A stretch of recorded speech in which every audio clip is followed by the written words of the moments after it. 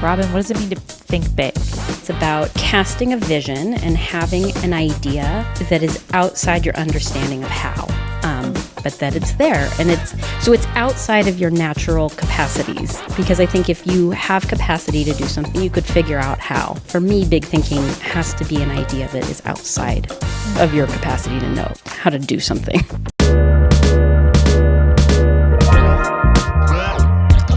Robin, welcome. Thank you. I'm so honored to be here. I'm really excited. Yeah. So for the listeners, Robin you got a little bit of an intro to her from me previously here, but I just want to share a little bit of my experience of you, Robin, if that's okay with you. Yeah. So I met you, Robin, when I got to Keller Williams. Yeah. And if anybody can see this video, like go on my Instagram and see a clip of how Robin is dressed. And it is amazing. It doesn't define who you are. Yeah. And when I got to the office and saw you, I was like, who is she and what is she about? And your energy is so magnetic. It's electric. And you have been known from the day that I met you. And then from everything everybody has said about you is like, Robin is the biggest thinker I know. Yeah. She is like wild in the way she thinks. And actually you came up yesterday. So Jake is the owner of multiple organizations that we have. Yeah. And you came up and he was like, this is before you came up. He said, what drives me crazy is when people just say, I'm just going to like put it out into the universe and see what happens, but they don't have a strategic plan behind it. And I looked at him, I said, except for Robin. He's like, 1,000% Robin gets a pass on that because she has made so much happen. Yeah. So the universe and I, yeah, we're good buddies. You're good. I was just going to say, you're good pals. Yeah. Okay. So there are a million things we could talk about, but specifically because I feel like that's what stands out most to me. I would love to talk today about kind of your take on big thinking and creativity and abundance. And I know you've influenced me in this and are continuing to do so. But before we dive into that, give me a little bit about your upbringing and your childhood. Because I think we talked with other friends on this show. It helps us have context for you. Sure. I think something that really dramatically informed who I am is where I grew up. I grew up in Los Angeles, and it's an entire community, very large one, that is formulated on dreams. There's no water there. There's nothing about LA that is sustainable or natural. It is fundamentally a dream, and everyone that comes there is a dreamer. And so it's the sort of, I grew up going to art museums and going to live concerts and just doing LA. And there's so much possibility there that I think that just like is part of the ether. Did not grow up wealthy. When I was young, we lived in a 1-bedroom apartment, and my bed was in the living room right next to the record player. And that was it. It was like my bed and the couch in the living room. So I grew up in LA and, was in leadership in high school, but also was into punk rock. It was a fun combination. For sure shaved my head, for sure did all sorts of things. Did I not know this about you? There are some your head? really fabulous pictures of me with my nephew at the time, and my hair is short. It's like an inch long and spiky and fire engine red with this little 1-year-old boy. And he's like completely terrified staring at me. We're going to have to get these and share them. Can we share these? Yeah, we can share that picture. It's like classic Robin. So I had this, I think, really unusual dichotomy growing up of like raising a fist to all that is, like this real punk rock notion of like, the way that things are in the big world, like that kind of sucks. And I had this anger with that and kind of a a chip on my shoulder, I'd say, about like, I'm not doing it that way. What do you mean by the way that things are, or what is that way to you? Oh man, there are so many ways. There's so many ways. Let me count thy ways. Yeah. So I think at that point, a lot of it had to do with the capitalism and the machine that we're in. And it had to do with politics, and it had to do with inequality and homelessness. And I mean, I pick a place. When you look around as a big culture, there's lots of good, and if you look for it, you'll find it. But there are lots of places where our culture and our systems are failing us. And I was so angry about that when I was young. Young, like high school. Yeah. And I read a book that turned that anger into curiosity, I think, about like, it was called Ishmael by Daniel Quinn. And for those of you that haven't read it, you have to get over the fact that it's about a telepathic gorilla. Just a little hurdle to get over. Yeah. So if you can get over how the story is told, basically it had the idea that before you know the laws of aerodynamics, you cannot fly. But there are laws of aerodynamics, and we can fly. And basically the concept was that like, we can build a civilization that flies. We just have to build it in congruency with the laws that govern culture and society and all of that. And so that felt really like hopeful. Wow, yeah. That like we can build a civilization that flies. And so that took my anger, and it just like, it made it less angry. Yeah. You read that in high school? Yeah. How transformative. It was, for sure. It was my junior year of high school. And I was like, the feelings of injustice and inequity and the things I was angry about didn't go away, but it diffused my, I didn't have to carry around the anger anymore. I could bring around hope, and it was much more powerful. Do you think that pivot point was like a catalyst for you, for the way you think? I mean, you said it was just kind of in the ether, but also this. To me, I'm really fascinated right now because I'm like, oh, this feels like it makes sense to me that you had that pivotal moment, and that became of like, oh, well, we can make anything out of anything. So I have these challenges and these problems, but I know that we can fly. We can live in a society that flies. Yeah. Would you say that was a catalyst for the biggest thinking that you're doing now? I would say there's probably a seed of it in there. Yeah. For sure. And I think it was also two other things of being like Little Robin were the stories that I was told, right? One is every single day when I left the house, my dad would say, be the best you can be. That was his expectation. And that is a growth mindset if ever there was. I mean, you don't reach the end of being the best you can be. So that's a question I still ask myself, like, is this the best I can do? Am I showing up as my best self? And so that has been a very powerful question to continue to wrestle with. And the other thing is my mom would just be like, you can actually do anything you want. And so with those two things, I was like, well, I can do anything I want, but is this the best I can be? Like, well, let's see if we can get better. And then I think the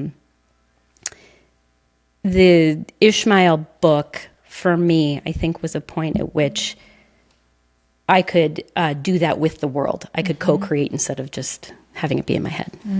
Yeah.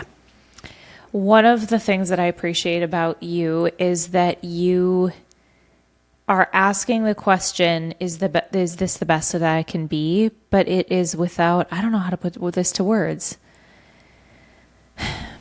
It's without like materialism and competition and just like, and you've done really well for yourself and you've quote unquote achieved a lot, but it isn't for the sake of achievement. Yeah. Right? I mean, so when you're asking like, is this the best I can be? It feels untethered from like weight. It feels right. Yeah. Is that right? Yeah. It's truly a question of like, an inner, integrity. Like, is this it?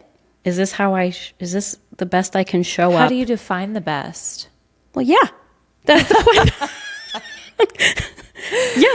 That's the question. That's a moving target. I mean, you get to what you think is the best and you see a new horizon and you're like, well, maybe what if that's the best? I mean, I have no idea what the best is. Yeah, because I feel like from the outside looking in, I would sort of presume that there's an element for you like adventure and freedom is the best, or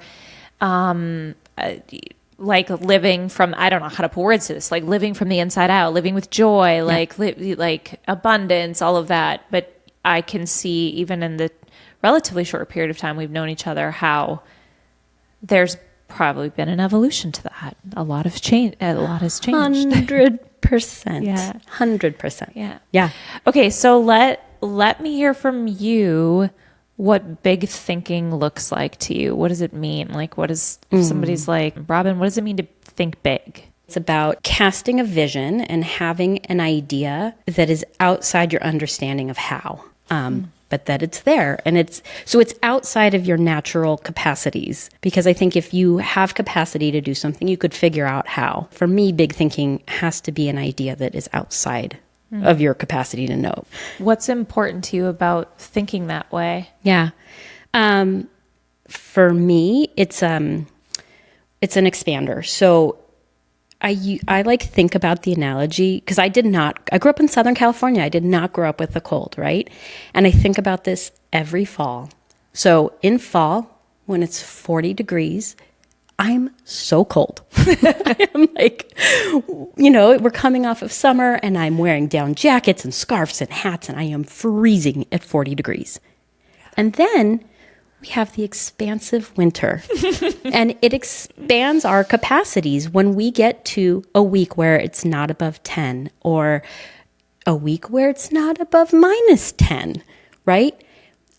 In spring, 40 degrees feels free and warm and I've got no gloves and no hat and barely a shirt. I mean, I am like warm. Mm-hmm. And so for me, going to that extreme increases my capacity. So by thinking outside of what I currently can by thinking outside of that, I create capacity for new how. Like it is the thing that creates the ability to do more or different. Yeah. Yeah. I'm going to be like a 4-year-old. Well, why is that important? Like you could just status quo it. Yeah. Right? Like you could just be like, I'm good because I am good. Yeah. But why expand your capacity? What's on the other side of that? Or like, why is that important to you? The best version of me. I don't know. The best I can be is on the other side of that, right? Yeah. It all ties back to that is like, I don't know. Do you enjoy what this? What if we could? Yeah. Like what? I don't know. Why not? Yeah. Yeah. It totally lights me up for sure. Yeah. Yeah. And for me, it's about, you say, why would that be important? Well, I'll be honest, I get really bored with status quo. I also get bored. And thinking outside of my own capacity, I think allows me to be really creative also. It's like another avenue for creativity. Which is not boring. Yeah. Yeah. Or prescriptive. Yeah. Okay. What are some of the things that you've manifested, birthed, created? What are some of the big things that you were like, I have no idea what the how is, and they have come to pass? My whole current life. Well, and I'm like not actually meaning that to be facetious. Yeah. Like and so a lot of the big things I've manifested, I've like it or not, conscious or not, this is what I have manifested, my current life. Some of the bigger things that I think are probably worth saying out loud. So a while ago, I was like, I want to go somewhere for a long time. And so then my husband and I took our kids, who were at the time 3 and 5, to India for a month. And we just did that, which sounds even crazier now that my kids are not 3 and 5. Like, That was bananas. Clark was still napping. Like, we had to go back to the hotels for nap time. Yeah. It was crazy. Yeah. So that's one. Can I pause you on that? Because Yeah. so we work together. Yeah. I think one of the things that is remarkable to me, you own your own business. Yeah. You're in real estate. You have clients. And I work with and coach a lot of people that can't put their phone down for a day. You know, right? They're just like, I don't trust anyone to deal with my clients because I'm the best. And who else is there but me? Or, you know, whatever. They just don't have a plan. Yeah. But the fact that you were like, I'm going to go on a trip. And I don't know if this was this the trip that you were like, I'm not answering my phone? I didn't. No. Yeah. Like, how did you do that? And what was your mindset around it? That I, so far as I know, only get to be on this planet one time. And it's not just to work. Yeah. And I love what I do for work, and I love who we serve and how we serve, and I love everything about that. But I actually have, I have a wooden desk, and I wood carved or like wood burned into my desk. Remember who you work for. And it's for me and my family. And so what is the point of having this really flexible career if the flexibility is only to work at 9:00 every Wednesday night, you know? Yeah. So for me, it's really about living my one, this is my shot to do this. And I'm only going to have a 3 and a 5-year-old one time. So why not go to India? I don't know. It just feels like if I don't do that, then I wouldn't have done it. I mean, that sounds so crazy, but that's my thought process. It's like, so again, I only get this once. And if I'm lucky, I get to hang out with my boys till they're 18 and maybe a little bit beyond that. But like, this is short and it's fast. And then I'm going to die. And so, I mean, like, this is actually how I think. So why not actually like juice as much as I can out of life? And yeah, that's it. That's why. I love it. And I'm so with you on this. And what's looping in my brain is the voice of people that are like, yeah, but what if you like lose clients? And what if you do? Yeah. I like, is that a reason not to live your authentic life? Because a person might not want to work with you? Like that, to me, I hear it and I understand the logic, but I just cannot. I can't subscribe to that. Like, say it louder for the people in back. Yeah, for the people in the back. Like, if somebody doesn't want to work with me because I take time to be really present with my family, then they're not my client. Somebody else can have them. Like 100%. Oh, this is so juicy and good. Yeah. This is what part of why you are magnetic. Yeah. Right? You are sending clear signals. Yeah. You're vibrating really high and you're sending clear signals about where your boundary is and where it isn't. And you are willing to let go of things to gain things. You're creating 100%. energetic space. You're creating space in every way that is allowing room for all of the right things to come in and the not right things to move out, right? Whether it's clients or energy or people, you know, whatever. Yeah. Which is like so... I love the way that you talk about it when you speak about it, because it's just like, yeah, it's so matter of fact, but it also is so not common. People just don't let go that easily of things. I think most people are like, yeah, but I get it. But she can do it, but I can't. And it's like, it doesn't have to. Nothing is precious. I can let it all go. Yeah. Yeah. Yeah. Which is just wild, because I think when you are willing to let it all go, that's when it all comes in. Yeah. Yeah. It's fun, right? I love it. Yeah. Okay. Did I interrupt you? You were on a path of... I don't know. I think we were talking about like what crazy things have I manifested. Yeah. A lot of it has to do with travel and adventure and my family. We took, during COVID, we took 6 months off and we pulled our kids out of school entirely, and we homeschooled them, and we lived in a travel trailer. And that's cool. That was fun. So cool. that was awesome. Yeah. We are living the actual inside feeling of my house is manifested. You know, we bought our house a while ago, and for a long time I wanted to renovate it. And so we did that. And it, you know, I had on my vision boards and in my writings, like a playful, joyful, expansive house where like people come in and they feel delight and they feel comfortable and there's zero pretense. And when you walk into my house, it feels like that. We also are going to need pictures of this for the socials if we can. Like Okay. your bathroom wallpaper. Oh, my bathroom wallpaper. It's delight and joy. Yeah, Yeah. it's the Golden Girls Yeah. in pink. Yeah. There's a lot of, it is everything that we did when we did that was for delight and joy because that's what I had on the vision. And my husband is the greatest sport. He's like, if you're delighted and full of joy, go for it. Yeah. Yeah. That's great. Yeah. Okay. I'm not going to ask you what your bank account is, but I think it's... I don't know the answer, so I'm happy about that. I don't pay close attention. Yeah, just let it come in. It just is accumulating. Yeah. How old are you? Can I ask you how old you are? Yeah. 42. Yeah, I had to math. I'm 42. You're such a young 42. Yeah, thanks. Yeah. Yeah. I don't know how to ask you the question, but I think Okay. it's really valuable for listeners to understand that, like, if you wanted to, you could retire today. Yeah.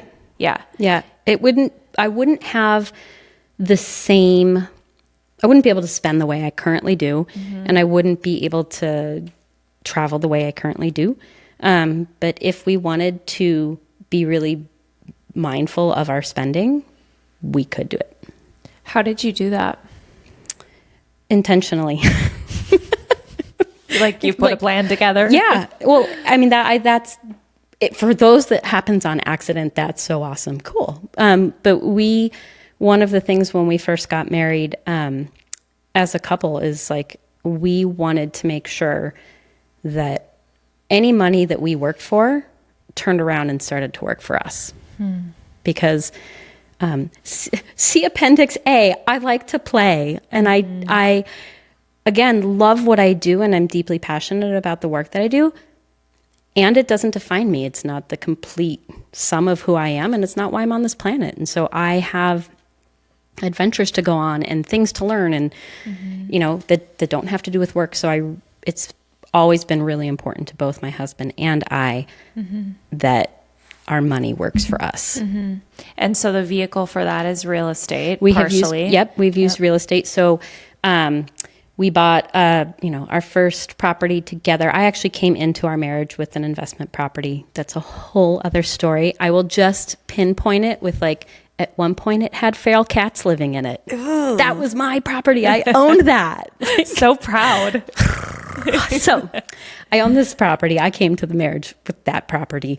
And from then we bought a can I say shithole? Yeah, on the, you can. Can I say You shithole on the can. whatever You this can is? It's say like the radio. F word if you want to. So we bought what is effectively a shithole in Colorado that we still own and is appreciated banana style.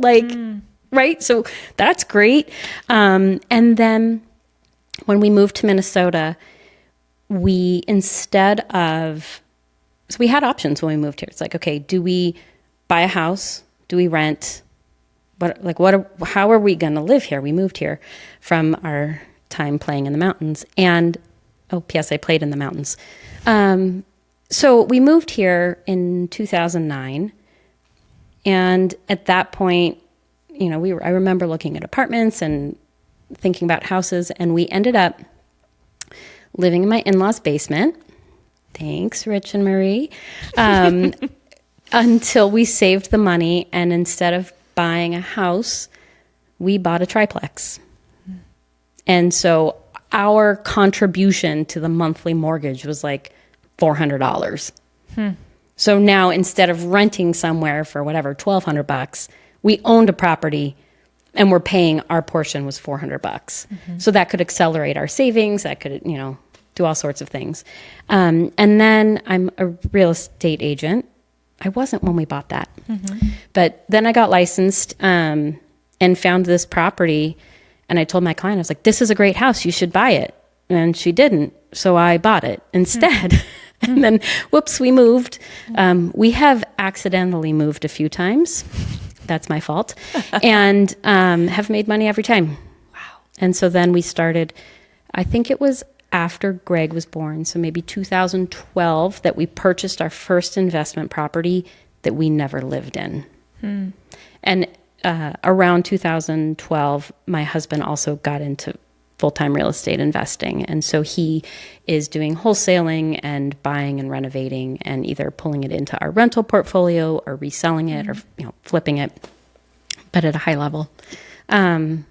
So that's what he does full-time. And then, of course, that pairs well with what I do full-time. Yeah. We could do like 3 whole hours on just that piece of it, which we're not going to do. Yeah. And I just want to touch on, this, I guess, problem solving to me when you're talking about that. And even though I'm in the real estate industry and you and I have talked on a personal level about this, I still am very intimidated by the process of like financing multiple properties and finding people, there's a lot that you need to problem solve for in this. I'm curious about the way your mind works. Like your thinking around obstacles and what it took you in terms of how you think about things in order to achieve all that you've achieved in that arena. I'll say this. For me, it all boils down to the worst case scenario, period. And and actually just last night, Aaron and I were running numbers. And what's the worst case scenario? And am I okay with that? What could it get worse than that? Am I okay with that? And the numbers last night were like, they could be a home run, might not be. And we just said, fuck it. We bought it. So for 2 reasons. Number one, I think that both Aaron and I have a very high risk tolerance, but we also are really good at calculating risk. And a true investment shouldn't be risky. That's really good. Right? So if you're going to buy something and it makes you money, that's not particularly risky. So that's thing number one. And thing number two is I sat down with somebody early on in my career who worked with 2 multi-gazillionaires in New York City. He was a lawyer. And he said that one of those multi-gazillionaires, they both were multi-gazillionaires through real estate, and that one of them paid attention to the penny and would not overpay for a property and was very miserly about it and only wouldn't buy it unless he was correct on the price. And the other guy's like, I probably overpaid for half of my properties. And they both are totally gazillionaires. So, it'll all work out. Yeah, that's really, I love that because I'm from the outside sitting and I'm like, well, which way do I want to function in life? Do I want to be miserly and looking at every detail? And maybe some people enjoy that. And really, because if they're wired that way, for me, I would not. And the idea of okay, if I can be risk tolerant and do my due diligence and then just make a decision and live with freedom instead of the worry, that feels really great. Thank you for going down that path with me, because I think when we talk about really big concepts and big thinking and abundance, we're going to dive into that in a second here. I've seen behind the scenes how smart you are. You're very intelligent and very strategic and very good at solving problems. And my perception of your take on that is it's not like Pollyanna positivity, but it's just this kind of grounded positivity that's like what you just said. It'll all work out. We'll figure it out. There's a way. Because we're looking at the numbers, we understand them. Yeah. And the reason I can say that is because I'm fully comfortable with whatever the worst case scenario is. Yeah. And then I make a decision, then I'm done. And then I don't have to worry about the worst case scenario because I'm already okay with it. Yeah. So it takes the panic out of the decision making. It's like, well, I've gone down the worst case scenario. You have clarity. Yeah. Yeah. That's great. Okay. I want to dive into abundance with you. Okay. You are one of very few people in my world that I feel like has a grasp on abundance. That's Cool. you're like, what are you saying about me? Tell me more. No, I want you to tell me more. Yeah. Just what is abundance to you? It's a very broad question. I know. Okay. Just take it where whatever comes up for you. Yeah. For me, it's a yes. I'm going to be so new agey right now, but it's a yes from the universe. Like, can I have this? Yeah. Can what about this? Yeah. Sure. Right. And I haven't found something, and maybe can I have it isn't the right language. There's probably something more powerful, but really, like, there hasn't been much that I've been like, I'm going to throw this crazy ass thing out to the universe that hasn't come back with that or something better. Wow. Like, and let me also caveat that I have been shut down so much. Like, there have been so many times where I've been like, I want this. And it's like, no. But it's because it's funneling me to something even better. And that to me is the abundance instead of, and that can be financial, that can be in friends, in community, in myself, right? And yeah, all of that. It's a yes. Can you think of an example where you've been like shut down and then it's led you to something even better? Yeah. How real? Okay. We're just going to go there. We're going real. So for the last however long I've lived here, I have wanted to live in the mountains again. And I've wanted to go back, and I have felt that a huge part of who I am has been missing living here. And so that's been, math. It's been at least 12 years that I've had, 13 maybe, where I've had this feeling of like not being my full self, not being complete, and really pining and aching, like physically aching for a place, right? And through deep conversation over years and years and years and years, I feel like I finally got a no. And that no has led me to, oh man, I'm going to cry.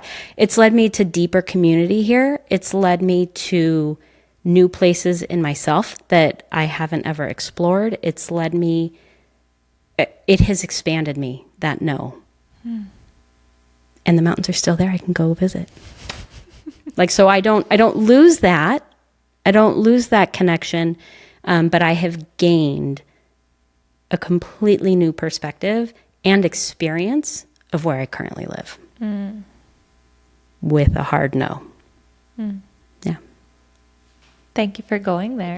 And that was 13 years of hard work in 2 minutes.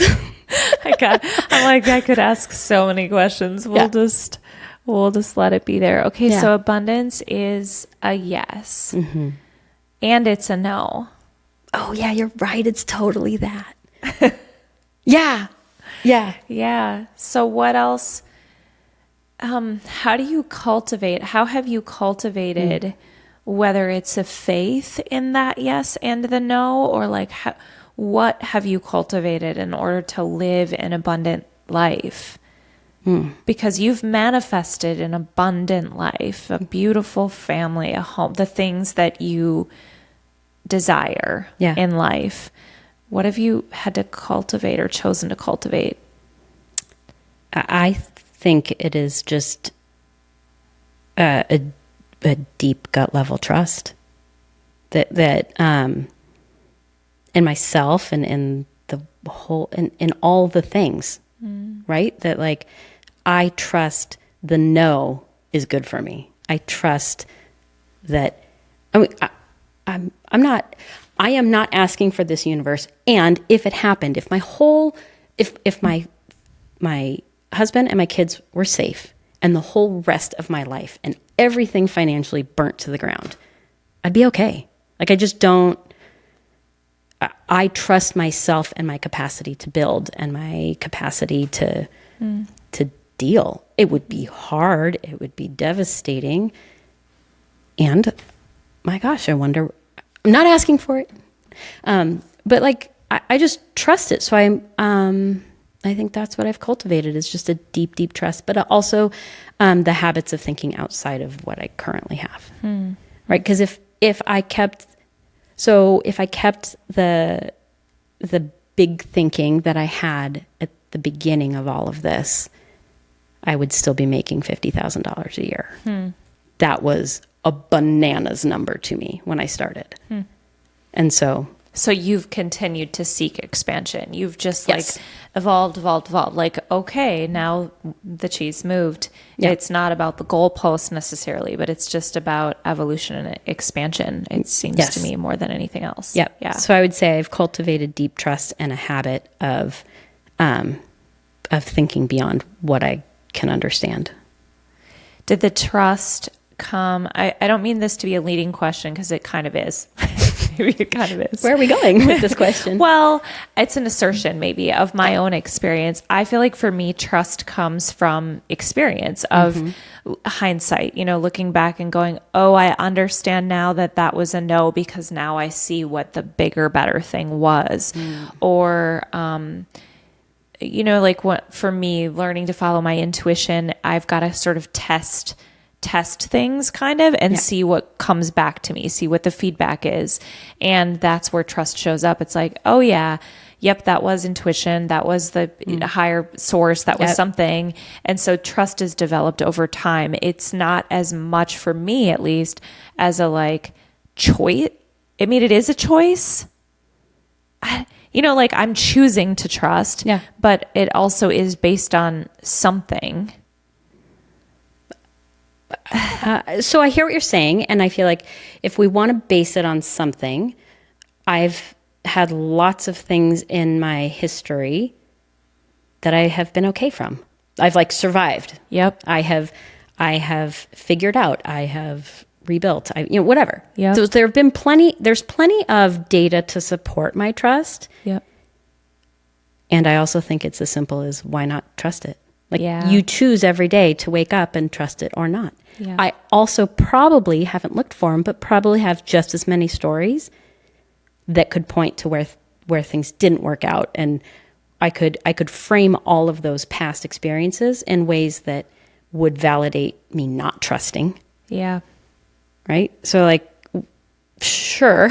Yeah. Yes. And I think there's a whole host of experience, but when it comes down to it, I really think you can flip on a switch and just decide and reframe. You can reframe everything that has happened and put it in the lens, look at it through the lens of trusting, and it will be fine. And then, And when you do that, I think, of course, it's going to inform the decisions you make moving forward. Yeah. So if you look back at your whole history and reframe it from distrust, how locked up are you going to be in terms of the decisions you're making? There's no way you would for be here sure. today if you were looking through life with that lens. Totally. Yeah. Even right now, that like made me scared. Like my body felt really constricted. Even just thinking about that. Yeah.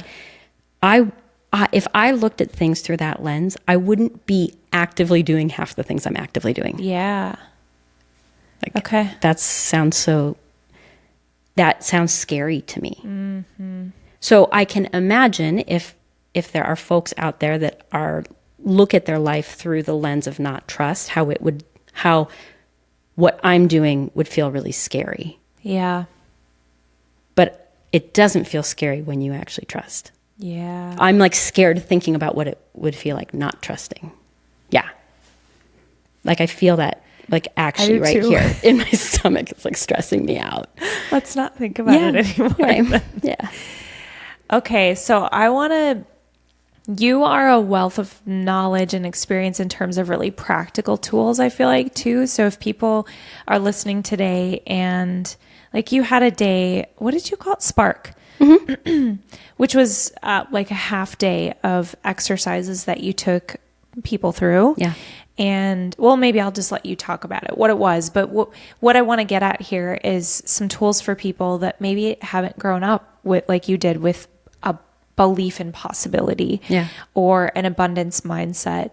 If you were going to coach someone right now that was feeling distrusting or had a scarcity mindset, and they were sitting right here, what would you say to them? Where would they start?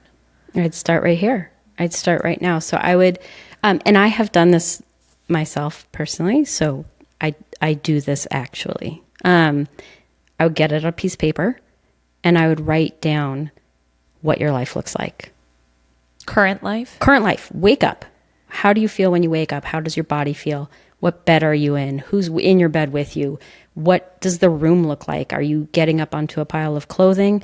Are you getting it up onto a clean bed? Like, write an actual account of the current reality. Very detailed. Super detailed. The whole day. The whole day. Yep. And then put it aside and come back to it with a highlighter later that afternoon, tomorrow, a week from now, whatever. Come back to it when you're ready and highlight all the things you don't want. And then this is the part where I feel like okay, that's cool. I don't want any of that. Whatever. I want my room to be clean and I want, whatever you want. Okay. But the part that I think is the real magic is to figure out what stories are you telling yourself that support that life. So if you, this is coming from somebody who may or may not have woken up onto a pile of clothes for a decent number of years, right? Like, the story that I'm telling myself is that, like, my clothes aren't nice enough to the thing beneath all of that is like, my clothes aren't worth taking care of. I'm too lazy to put them away, right? Like, those are things that were on repeat in my head. And so it's not just that you don't want those things. You have to figure out what the actual stories are that are beneath that. And then just write stories you want. Like, I buy nice clothes, so I take care of them. And I enjoy doing it. The end. Like, so you're rewriting the story. Yeah, but so for me, and I think this is really where the last few years have all kind of come to a head, is that those stories are the stories we tell ourselves about who we are. Right? And so if I don't want kind of half dozen things that are in my life, then I'm going to have to change fundamentally half dozen things about who I am. And then that is where the magic happens to me. So I have, as of recently, just let go of multiple stories I've had for my whole life. What was that question you said the other day? What are the stories that you have to let go in order to be the person you want to be? Yeah. Like, I think when you're thinking in a big expansive way and you've got this crazy idea outside of your understanding, so I'm bringing it back to the big thinking. If you have this big thinking crazy idea and you don't know how, that means that your current self, literally the box of who you are, cannot get to that crazy thing. So you have to put new things in the box, and you have to expand the box, and you have to dump shit out of it because there's not room for an infinite number of things. Did you know that the box is an innuendo for a private part? Oh, well, now that I'm saying it, put new things in the box. Yeah, I got to try stuff out. Anyway, so you have to let go of some of who you think you are to become who you could be. Yeah. Yeah, and I think the way that you described it earlier about highlighting things, what do you want to get rid of? What is the story you've been telling yourself, and what is the new story? I think to break it down that way is really important, because if I'm just looking at myself holistically and I'm like, well, what else do I need to change about myself if I'm going to go there? It's hard to just be objective and then see it from a big picture. I feel like you have to break it down a little bit more. Yeah. And the second part of that is highlight the things that you have that you want. And what stories are those, and keep those. Yeah, because awareness of that is really, it's shining a light, I think, also just on subconsciousness, right? On what's in your subconscious mind, and how are we bringing that forward and making that more concrete. And the science behind that is the neural pathways. So if it's a story that I do want to keep, let's hardwire that in there. And if it's one I don't, we're going to rewire this. Yeah. Yeah. Okay. broad question. Is there anything else that you would say to somebody that's living a small life right now, that advice or thoughts or things on your heart or mind that you would want to speak to them? Yeah. I would want to know how that is serving them. Because it is in some way. The playing small is serving something. It's supporting a narrative or an idea or a belief. Like, can you give examples? Yeah. So if you are making $30,000 a year, we'll just use money because it's a really measurable thing.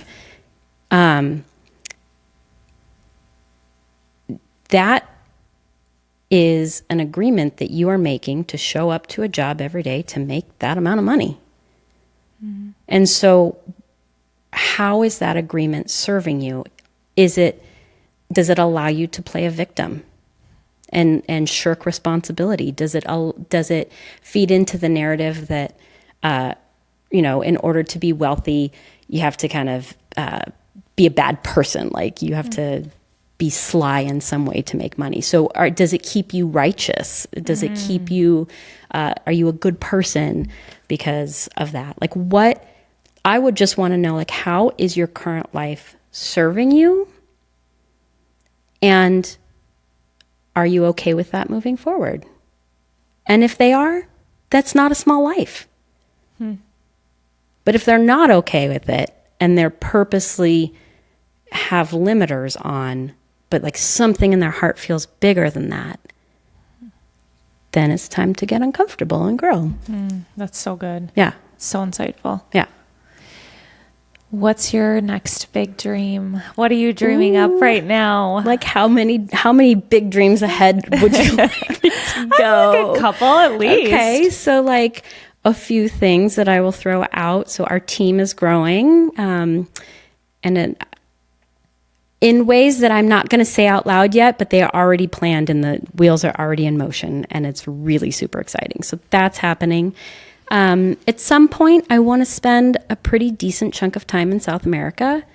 And so the conversations at the dinner table right now are like, would we rather live in one place for a while and have the boys go to school and like dig into community, or would we rather just travel the whole time? Like, I don't know. Cool. So we're just like playing around with that idea. Other things on the horizon. I mean, I will say all of these, and I'm both like, oh, that's going to happen. And I've said so many things that haven't happened. So like it might also not happen, but other things on the horizon are like, there's a book on the horizon. There's like actually 2 different books on the horizon. There's all sorts of nonsense. Yeah. It's not nonsense. Well, a lot of it actually, it is. It's a lot of me just dreaming up like, what if I did that? I mean, like that question of like, why not? What if? Why? Like, I really just am like, well, I don't know. It's so great. Why not? Like, I love that question. Why not? Yeah. Which, by the way, you are a queen of questions. yeah, I collect them. Thanks. Yeah. Yeah. You collect questions. Okay. Tell people what that is, because I just think this is it's an important part of who you are. Yeah. Okay. So I think the quality of the questions that we ask will determine the quality of answers that we get. And so I have a collection. Every time somebody asks a really powerful question, I write it down, and I have a place where I store them all. And so I collect really great questions. And when I feel stuck or confused or angsty or crunchy in some way, I go to my list of questions and I find the one that's worth answering. And then it always like loosens something up. Yeah. So I can give it to you if you want it. That'd be so great. Yeah. I think that is obviously, maybe it's obvious to me, I'm sure obvious to you. That is a part of your ability to expand, because you're investigating yourself. You're investigating the world. When you're asking questions that are high quality, that give you high quality answers, that is, I would assume, directly correlated to the abundance in your life. Yeah. Probably because to some degree. a lot of the answers are outside of my normal thinking. Yeah. Totally. So I'm going to ask you the question. I'm going to ask you two questions I while love we wrap up. questions. Okay. So this is the one that you asked this to me. I was in the elevator at work and we didn't know each other very well. And the question caught me so off guard. It's such a simple question, but you said, what's the best thing? Oh, that's my favorite. It's That's one of my your favorite question. Yeah. And I will say for me at the time, I'm like, hey, no one has ever asked me that. But usually it's like, how's your day? Or people just, that's a generalization. That's probably not fair. I think sometimes we focus on what's going wrong in the day, like, oh man, whatever. But for you, it's just such a pattern interrupt to get the question. Yeah. And it's not even just like, tell me something good that's happening in your life or tell me something good about your day. For you to say like, what's the best thing really makes you go, oh gosh, like what? It makes you think differently. Yeah. Yeah. So what's the best thing for you right now? Right now, today? Or just in general? In general? Okay. I'm going to go with just really reveling in the here. Being here is the turns out I'm answering that. That is the best thing, is being here and having my life be here and understanding what that looks like and the connection that I'm experiencing here. That's currently the best thing. Yeah. This question may turn up the same answer. I'm not certain, but the call that I just got off of, there's a neuroscientist. He passed away from brain cancer a couple of years ago, and he was a part of this community where they were really also focused on asking really great questions. Mm-hmm. And at the end of his life, he was still continuing to do his work and wanted to really leave a legacy and an impact on his boys and his wife and all of this stuff. But one of the questions that he continued to ask himself during that time when things got quickly snapped into perspective was, what matters most right now? So yeah, what turns up for you with that question?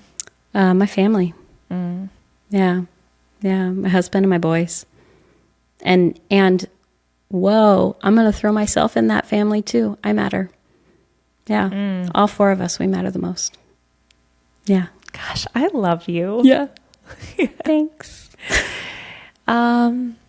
Okay. Yeah. Good. Anything else? Good. You feel complete? For now. Okay.